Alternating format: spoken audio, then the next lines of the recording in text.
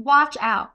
I can't believe Morgan Stanley would give a brain teaser that is this hard. Stick around to see if you can solve it.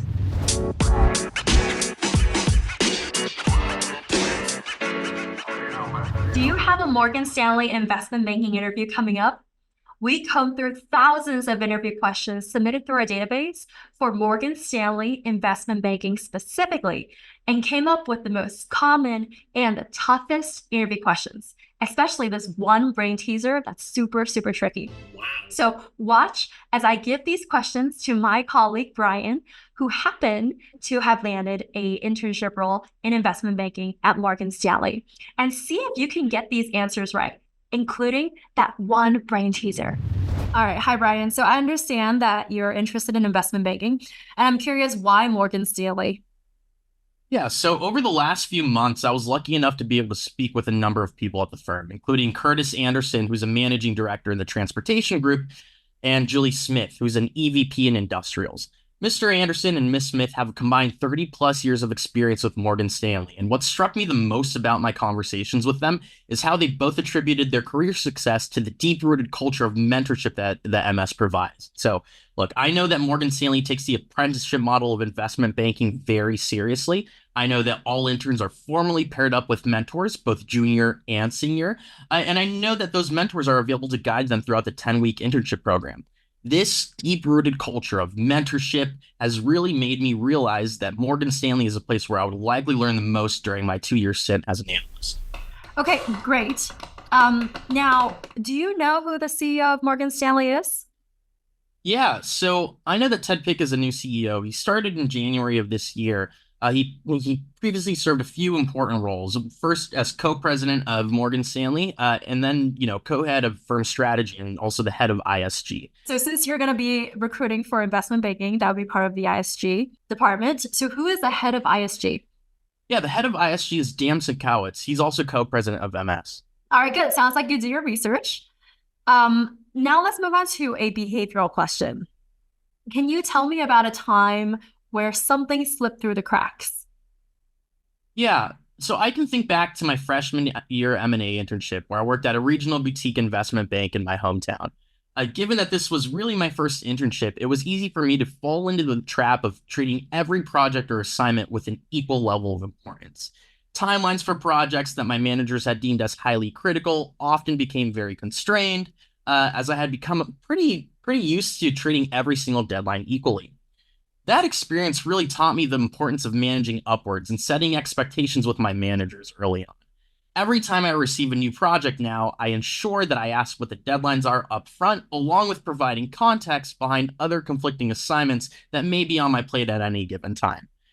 I've found, Annie, that this new approach has been tremendously helpful in ensuring that no assignment slips through the cracks, and it has really gone a long way in improving the direct lines of communication that I, seek to constantly maintain with my teams. So now we're going to switch into some of the technical questions. And I see here that you've applied to a generalist role in investment banking. But what are some of the special multiples that only apply to certain industries? Yeah, well, I know the traditional multiples that are pretty general are things like, enterprise value to EBITDA, and, price to earnings. But I think that for multiples that are pretty industry specific, I think back to maybe a sector like airlines, where lease expenses tend to be a pretty big burden depending on whether airlines, lease their fleet or own their fleet. So for that type of industry, you would use enterprise value to EBITDA, where you're adding back rent expense so you can keep the valuation apples to apples. In energy, you could also use enterprise value to EBITDAX, with the X in DAX being exploration expense. And in sectors like technology, right, there are some pretty unique multiples that you can use there, especially for, smaller nascent technology firms or potentially startups. And those are, for internet companies, perhaps enterprise value to unique visitors, enterprise value page views, and things of that nature. And another technical question, so this is more towards valuation. How would you value, say, your college campus pizza shop? Yeah, so my college campus pizza shop. Well, I know, look, there are several ways to traditionally value a company. The three most common being public comps, acquisition comps, and discounted cash flow analysis. For public comps, it might be difficult to get an accurate multiple considering that this is a local pizzeria that's likely small and pretty private. But for acquisition comps, look, you'd look at recent acquisitions in the area of retail or restaurant sales to determine an EBITDA multiple. Now, the question is, how do you determine EBITDA? You can take a bottoms-up approach where you interview owners to determine average transaction price, multiplied by the number of transactions per day or week or month they're getting to top-line revenue. Or you could figure out per item COGS. You could also figure out other operating expenses like rent, bills, utilities, repair and maintenance, or labor, for example. Then you would add back depreciation and amortization to get you to an overall EBITDA figure. So that covers your acquisition costs, right? So for your DCF, similar process to get to EBITDA, but this time we want to get to unlevered free cash flow, which is essentially derived from taking net operating profit after taxes and taking out other things like CapEx, changes in net working capital. And this requires a few more assumptions. Bigger picture is that, the big picture here is that we'll discount the future projected cash flows and then determine a terminal value to get to the valuation for today. Happy to go further into detail on the DCF if you'd like. I think we're good. Thank you. We're going to wrap up this interview with a couple of brain teasers. Let's go with this one. How many gas stations are there in the United States? Interesting question. So I think that I would tackle this by first thinking about your typical size of your typical American town. Say your town in America has roughly 30,000 or so people living in it. And for every 30,000 people, you have roughly 5 gas stations serving that area. I know, taking, a step back and a bigger picture look here, that the US has approximately 300 million people. Let's keep it at 300 million for simplicity's sake. So that means that there are roughly 10,000 towns, using our metric of 30,000 people per town, that make up the United States in total. So taking our rough metric of 10,000 towns in the US, and we can get to 50,000 gas stations if we were to assume generally that there are five gas stations in each town. You then want to make adjustments in this, right? So for example, assume that a quarter of the population potentially lives in larger cities where there might be only one gas station per town or so with 30,000 people. So you'll essentially have roughly, if we're taking a quarter of those 10,000 towns, you're going to have roughly 7,500 towns with 5 gas stations and 2,500 towns with only 1. Doing a little mental math, that gets you to roughly 40,000 or so gas stations in the United States. Okay. All right. So just for fun, here's the last question before we wrap things up. Sounds like fun. How do you get to the square root of 4,000 without using a calculator? I'm not sure if I can get you the exact answer, but I would say, look, if I were to take a shot at it and maybe do a little bit of rounding, I'd probably start with something that gets me close to 4,000. For example, I know that 20 times 20 equals 400, so I can go up from there, right? I can go 50 times 50 equals 2,500, 100 times 100 equals 10,000. So somewhere between 50 and 100 is where you'll find your answer. I have 60 times 60, that's 3,600, 70 times 70, 4,900. So I'm guessing it would probably be somewhere between 60 and 70. So I don't know. Best guess I have is, we'll call it 65. Okay, well, that's pretty close.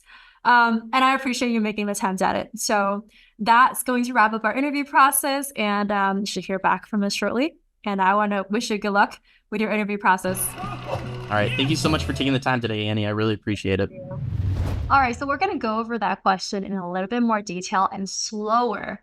And the question is, what is the square root of 4,000 without using a calculator?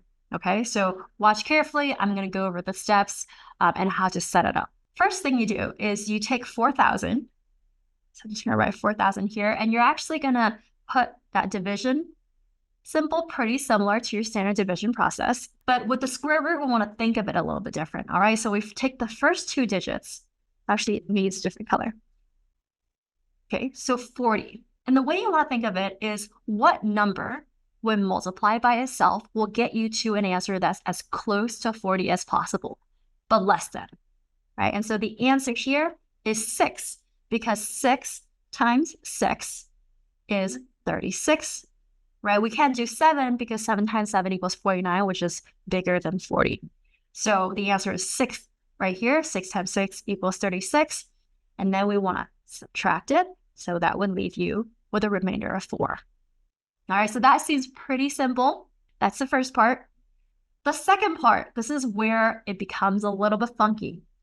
You want to drop down the 2 zeros.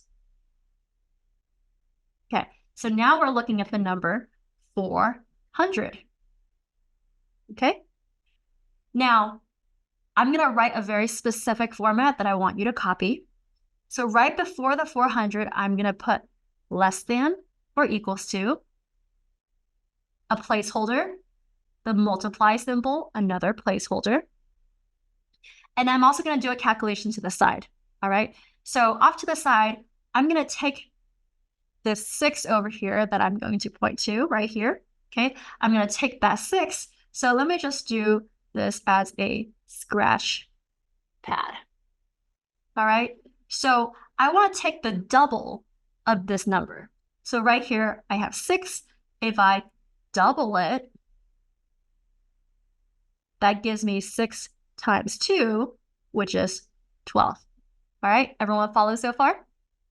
Okay, and that 12 is what I'm going to add right here. 1, 2. Okay, so what have we done so far? What this means is I want a number where it starts with a 1, 2, the third digit. So let's just say this is 121, right? So 121 times, we said this was 1, so this has to be a 1, is less than or equal to 400. So we want to find the digit such that when you multiply these two numbers, it's as close to 400 as possible, but not exceeding it. Okay, so we know 1 works because it's just 121. Now, does 2 work? All right, let's move over to the scratch pad here. Does 2 work? If I take 122, right, multiply by 2, that is equals to 244, which indeed is less than 400. So that works as well. But can we go one further? So let's try 123 times 3. Okay, what does that yield? It will give me 369, which is also less than 400. I think this is the closest one that we can get to. All right, because let's just try out the last one. Let's say it's 124, right? Okay, I think I need to do my standard equation here, 1694. All right, so that is equals to 496, which is not less than or equal to 400, so that would not work. So the best number to put here is 3. All right, so what I'm going to do is put a 3 here, put a 3 here, and I already know that 123 times 3, as I see here, is 369, right? So that I'm going to subtract it. If I take 400 minus 369, that would give me 31. All right, 31. Okay, now what's next? Okay, so remember we found this digit over here, right? We found this 3. That 3 we're going to put up and put a 3 right here. Okay, so we can stop there. We can stop there and just call it a day and just say, you know, roughly 63 times 63 is equals to 4,000. Okay, and if you do that math, you'll see that it comes out pretty close. But let me just show you one more step if you want to progress beyond the decimal point. All right, so let's go one step further.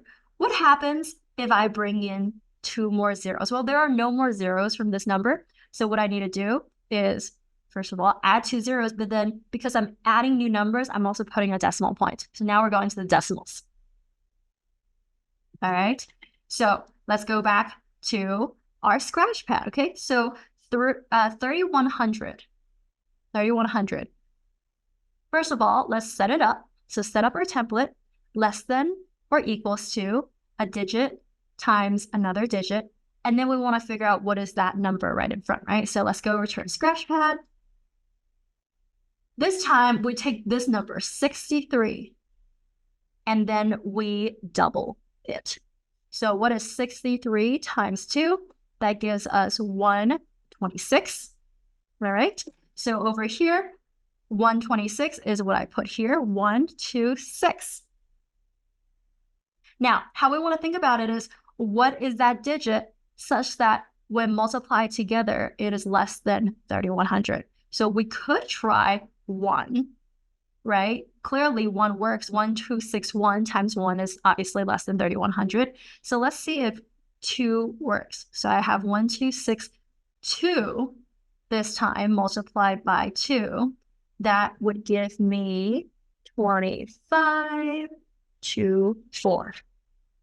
All right.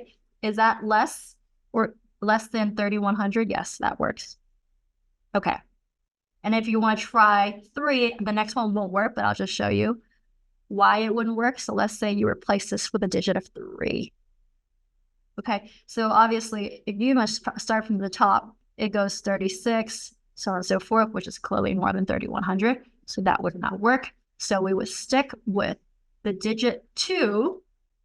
I would put 2 over here, 2 over here, and then I would write 2 up top. And then if you want to go down the process, let's just humor me here. So 1262 times 2 is 2524. Subtract that, you get to whatever answer you get, and then you can keep on with the decimal points. All right, so folks, that is how you figure out the square root of a number without using a calculator. And this will help you answer your interview questions.